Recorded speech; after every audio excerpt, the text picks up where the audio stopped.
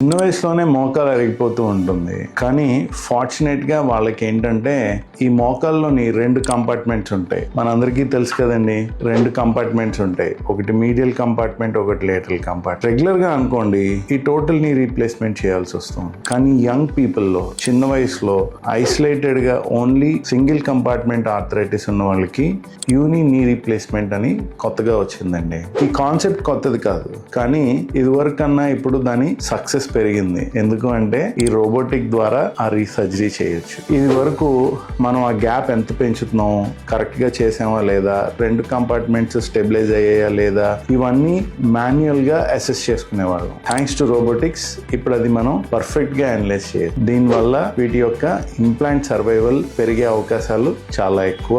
ఈ ప్రొసీజర్ వల్ల ఇంకొక అడ్వాంటేజ్ ఏంటంటే మీరు మునపట్లాగా కింద కూర్చోవచ్చు, మఠం వేసుకోవచ్చు, యాక్టివ్ గా అగ్రెసివ్ గా మీ స్పోర్ట్స్ యాక్టివిటీస్ అన్ని కూడా చేసుకోవచ్చు. చాలా అడ్వాంటేజ్ కదండి. కానీ దీన్ని అందరికీ చేయొచ్చా? లేదండి. స్ట్రిక్ట్ గా కొన్ని క్రైటీరియా ఉంటాయి. ఏసీఎల్ అనే లిగమెంట్, పీసీఎల్ అనే లిగమెంట్ ఇంటాక్ట్ గా ఉండాలి. Medial collateral, lateral collateral 2 normal గా ఉండాలి. అది కాకుండా ఓన్లీ సింగిల్ కంపార్ట్మెంట్ ఆర్థరైటిస్ అవ్వాలి. అంటే most common is medial compartment arthritis. Lateral compartment involvement కానీ పెట్రోఫిమరల్ ఇన్వాల్వ్మెంట్ కానీ లేకుండా ఉండాలి. అండ్ బిఎంఐ లెస్ దెన్ 40 ఉండాలి. ఈ క్రైటీరియాలోకి ఎవరైతే ఫిట్ అవుతారో they are ideal candidates for a unicondylar knee replacement. Contact us if you fall into one of these categories and are looking for a unicondylar knee replacement.